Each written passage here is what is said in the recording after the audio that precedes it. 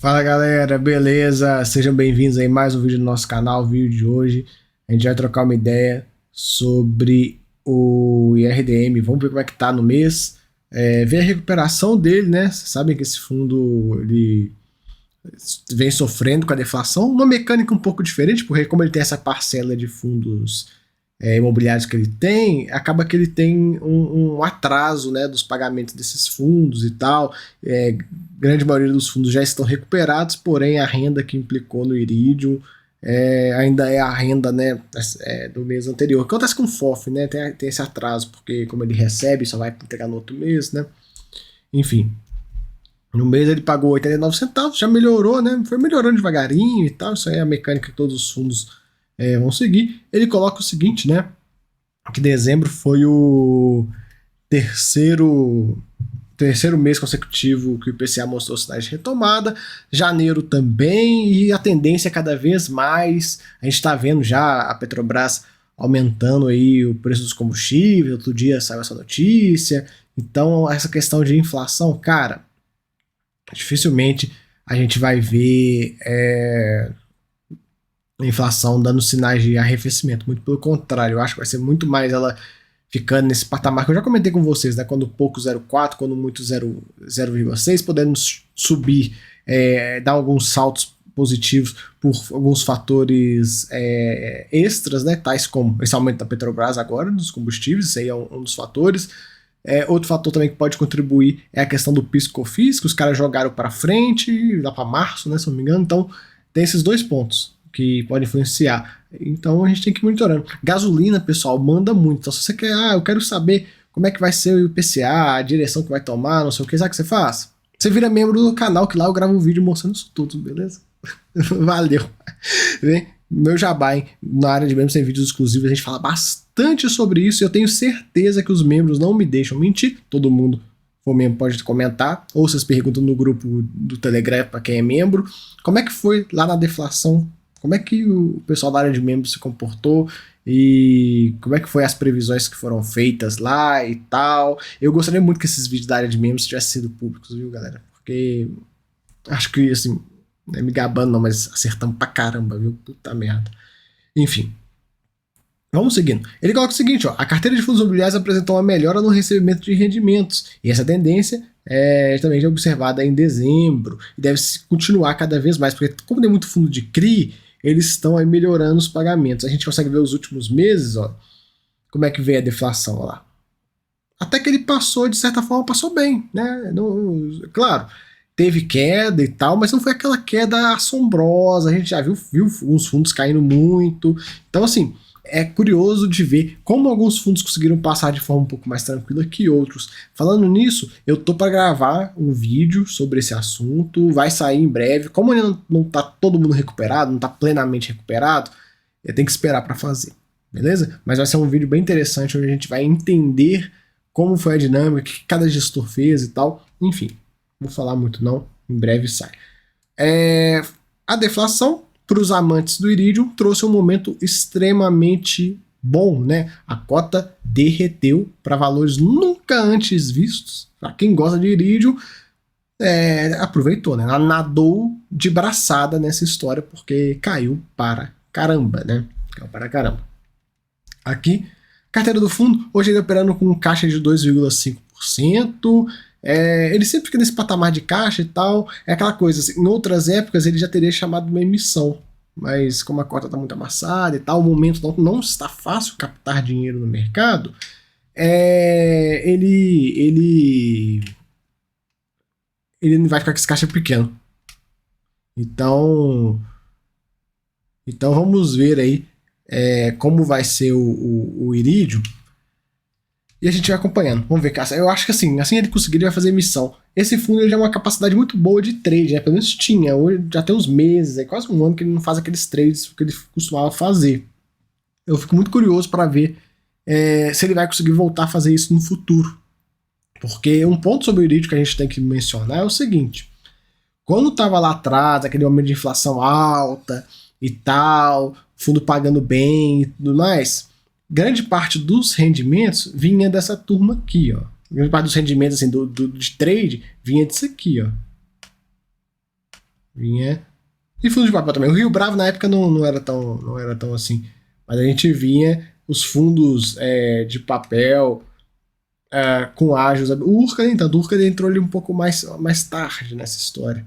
Deixa eu ver se tem mais algum aqui que não. Mas enfim, era mais essa turma aqui, mais ou menos, que atingiu valores muito altos, principalmente DEVA, HCTR, Versalhes, Tord nem tanto, mas assim, chegou a ter um valor elevado, onde o Iridium fazia muito giro. Era muito fácil fazer giro quando você tinha HCTR a 150 reais, DEVA também a valores bem elevados. Então, assim, a gente tem que botar isso na conta quando a gente for analisar, né, o que aconteceu e se o fundo vai ter capacidade de voltar. Porque aquela coisa, sabe girar, sabe fazer?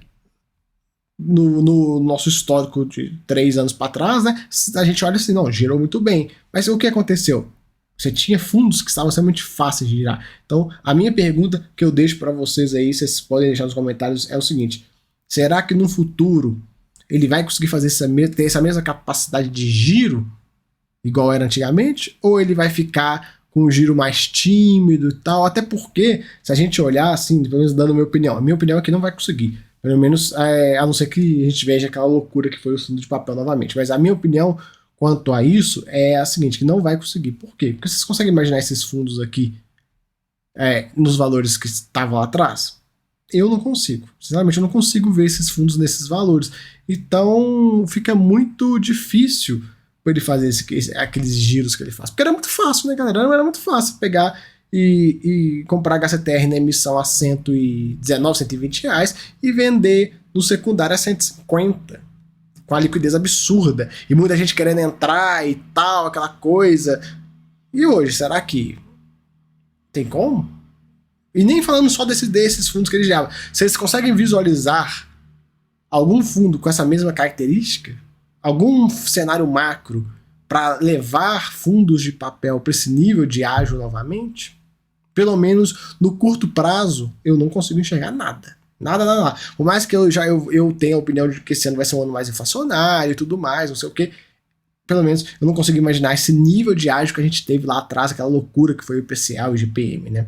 Enfim, vamos ver o que o Iridium apronta aí. Eu espero que no futuro ele consiga fazer a emissão para diluir essa carteira de fundo imobiliário dele. Vocês sabem que eu, mesmo enxergando que esses trades criaram valor no passado, eu sou totalmente contra fundo de CRI ter fundos imobiliários dentro. Eu sou muito mais, quer fazer trade que faça com CRI, faz giro de CRI, então, não sei. Enfim, prefiro, né? Ainda mais essa carteira do Iridium, que eu já comentei em outros vídeos, que eu acho ela bem... mais ou menos, né? Tem algumas coisinhas aqui dentro, né? Várias coisinhas que você olha assim, você fica meio tipo, né? Mas, enfim, vamos acompanhar, né? Vamos ver aí o que eles aprontam. Hoje a carteira de fundo imobiliário representa 23% do fundo. E a gente vai acompanhando, né? A gente vai acompanhando essa evolução. Aqui, a parte por indexador, 56% em IPCA. Temos a parcela de fundo imobiliário, tem a parcela CDI 12,44. Eu gostaria muito, né, que essa parcela crescesse. Ainda mais agora, pô, Selic alta pra caramba e tal. Eu acho assim, se ele tivesse conseguido realizar os ganhos nos fundos imobiliários e tivesse colocado em CDI, ele hoje estaria bem melhor. Mas é claro, galera, também é difícil falar, né? É muito fácil também ser engenheiro de obra pronta para falar assim, putz, ele devia ter saído de DEVA, devia ter saído de HCTR e tal. De fato, deveria ter saído mesmo. Agora, vocês lembram como é que esses fundos caíram, né? Foi coisa assim de pouco mais, pouco menos de um mês, a gente viu esses fundos só derretendo. E aí o preço do Iridium, cara, não era um preço caro. Era um preço caro. Se você olhar o preço, por exemplo, de Tord nele é um preço caro. Então, olha lá. O Tord hoje está R$6. Se você ter uma ideia, tá caminhando para menos de R$7. O preço do Iridium é R$10,47. Como é que faz? É complicado. Às vezes, se eu fosse o gestor do Iridium, com a posição que eu tenho nesse fundo, no Versalhes e tal, fazer igual a Capitânia, pedir liquidação. Falar, liquida esse negócio aí. Vende os projetos, entrega para alguém aí e acabou. Né? Vai conseguir pegar os R$14 de volta? Acho muito os R$10 de volta, né? Acho difícil, mas conseguir pegar qualquer coisa acima do valor da cota no mercado, já tá melhor, né? Já se livra aí. Enfim, às vezes um ativismo da gestão por parte do Iridium poderia vir a fazer sentido, ainda mais em alguns fundos que ele tem aqui, que a gente vê que não tem, né, muita coisa. Movimentações do mês, vamos lá, vamos ver o que o gestor colocou para a gente aqui de cartinha. Olha o seguinte: após o anúncio da equipe econômica do novo governo, a gestão antevê um maior risco fiscal.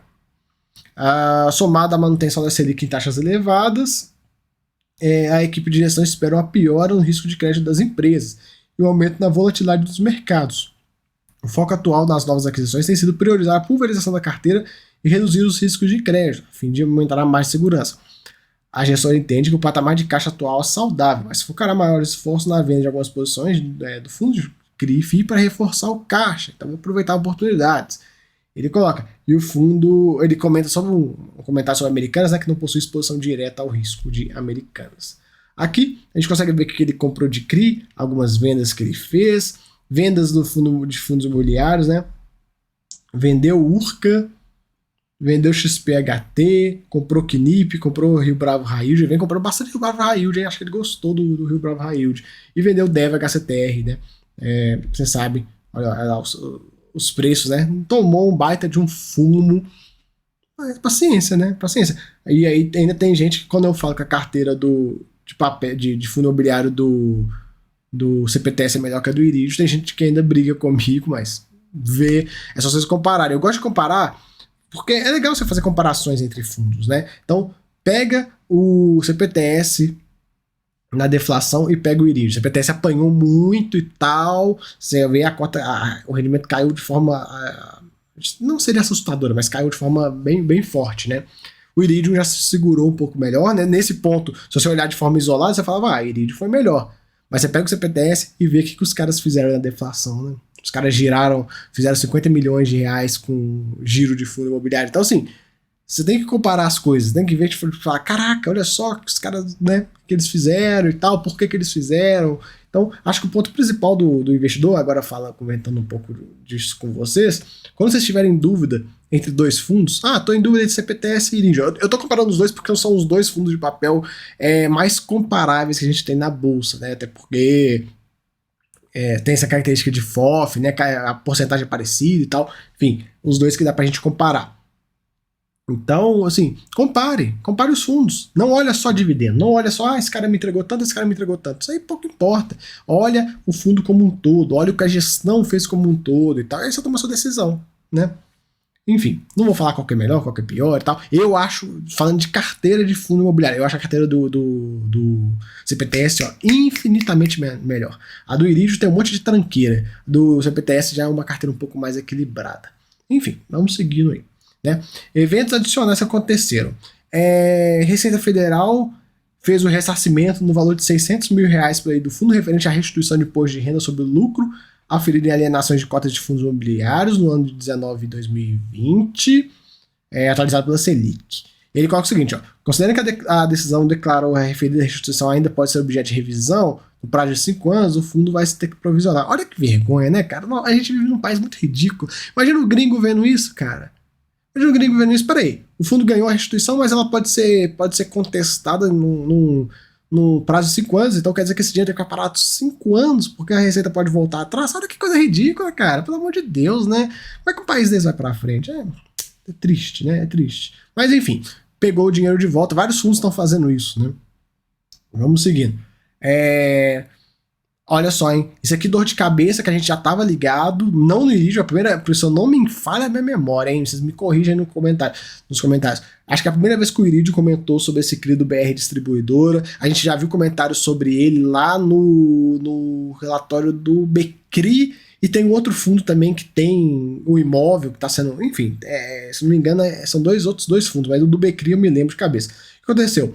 O CRI da BR Distribuidora foi rebaixado de AAA para D. Essa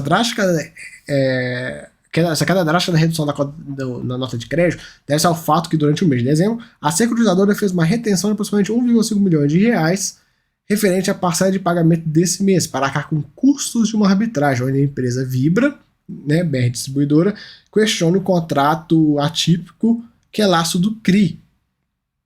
Essa operação representa 0,26% do PL do fundo. beleza. Mas assim, vocês estão vendo aí, né? Tá dando um rolo nesse CRI. A gente já tá ligado. Lá no o BCRI já vem comentando já tem uns meses, né? Outro ponto também. Foi finalizada a reestruturação do CRI em lote. Reestruturaram por conta do piora do cenário econômico, a inadimplência aumentando. Esse loteamento lá atrás ele era indexado ao GPM, e aí pegou toda a alta de GPM, o saldo devedor cresceu 40%. É bastante coisa, né? E aí a operação ficou totalmente desenquadrada e tal. Aí eles pegaram, reestruturaram a operação, dando um prazo maior na operação, 56 meses, então alongaram quase 5 anos o prazo, e a taxa passou de GPM um pré-fixado de 10%. Acabou que não ficou muito bom, né? Porque era uma taxa de IGPM mais 9,25, passou por um pré de 10%, mas assim, a dívida cresceu bastante, né? A dívida teve um salto de 40% no saldo devedor dessa dívida. Então assim, de certa forma, se a gente pensar de forma bem nua e crua, só que quando lá atrás você faz uma operação de crédito com IPCA, não sei o que, uma duração X de tempo, vou colocar 5 anos, considerando a inflação no Brasil, não daria 40% de correção. Então assim, no final ficou ok. Eles botaram foi um freio nesse aumento do saldo devedor, né? Cara, vamos fresco, que bota pré-fixado e passa a régua nessa questão, senão o cara não vai pagar, né? Às vezes, galera, é melhor reestruturar do que executar a dívida. Ninguém quer executar a dívida. Às vezes é melhor você reestruturar de uma maneira que não fique tão, assim, tão bonita, porque querendo ou não, se você olhar no primeiro momento, você olha e fala, putz, 10%, ia ser líquido desse valor? Mas às vezes é melhor isso do que a operação ir pro buraco e, né, é complicado. Aí, com essa reestruturação, esperamos que a empresa tenha maior disponibilidade de caixa para poder renegociar e destratar os mutuários inadimplentes e reverter os lotes para a recuperação de indicadores da carteira. Aquela coisa, né? Melhor fazer isso do que deixar feder de vez, porque aí, quando fede de vez, quem vai ter que tocar essa operação? Pois vai executar a garantia. Aí quero ver como é que vai ser, né? Tivemos um resgate antecipado no CRIU 2, que foi quitado pelo devedor, 10 milhões de reais, e aprovaram a redução de preço no preço de venda dos imóveis que compõem a carteira desse fundo aqui, ó, que ele tem, devido à piora no mercado imobiliário, em especial na cidade do Rio de Janeiro. A visão de venda dos imóveis compõem a carteira ficou abaixo do esperado. Aquela coisa, né? Quando eu falo nos vídeos sobre Rio, não é à toa, galera, não é à toa. E aí tem gente que ainda fica enchendo meu saco, falando, fala mal do Rio, fala mal do Rio. Cara, é o que eu falo.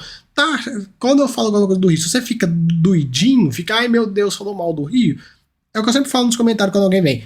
Sim, top de fundo imobiliário que tem imóveis no Rio, e aí vê o resultado. Pô, é complicado, né? A gente tá dando uma dica, explicando, né? Falando para evitar a cidade por conta de problemas, que, cara, infelizmente tem problemas, mas o que eu posso fazer?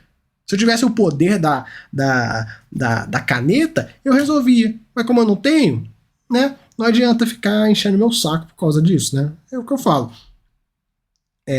Eu não tenho controle sobre o dedinho de vocês no home broker. Vocês acham que tem que ser lá, que vai investir lá, que tem potencial? Cara, pouco me importa, né? Pouco me importa. Eu não tô aqui para ficar dando diquinha quente. Há 3 fundos para 2023. Não, meu canal não tem disso. Mas assim, eu aviso de regiões que não estão muito legais. E aí, se vocês querem insistir nos negócios, insiste, seja feliz, vai lá, abraça assim, top, e depois você vem e me conta o resultado. E do mesmo jeito que eu critico, até um ponto legal pra falar, do mesmo jeito que eu falo dos problemas e tal, não sei o que, a hora que eu enxergar alguma melhora, eu vou falar com vocês, falar, ó, galera, Rio melhorou, agora já vai dar a pena começar a olhar esse negócio com um pouco mais de carinho, vamos ver aqui, não sei o que, pode ser que dá um ganho, o mercado ainda não percebeu que tá melhorando, mas até então não tem nenhum indicador de melhora, né? Enfim, vamos seguir. O Olympia Park teve o resgate antecipado, quitaram aí o valor, né? DRE dele, o ponto legal que a gente pode comentar é o seguinte, olha como é que vem a correção monetária, ela deu a embarrigada, barrigou e agora vem voltando. Esse valor de 7 milhões mais elevado aqui também a gente tem que botar na conta que teve esses resgates aqui, ó. E aí quando tem esse resgate, quando o devedor vai lá e, ó, cara, quero liquidar esse CRI e paga, destrava a inflação que estava lá, então pode ser algum efeito de destrave de inflação que estava preso. E a receita de fundo imobiliário também, olha como é que ela já foi mais alta. 14 milhões, 9, 7, 6, 6, 7 praticamente de novo. E vai voltar a subir devagarinho aí conforme os meses forem passando. E aí a tendência é que o fundo também acorde cada vez mais, né? Como teve, eu imagino que esse valor de correção foi por conta dos pagamentos que ocorreram, né, das quitações do CRI. Eu quero ver no próximo mês onde é que vai esse valor aqui. Né? Eu imagino, palpite, que vai ficar num valor intermediário entre 1,9 milhões e 7 milhões de reais.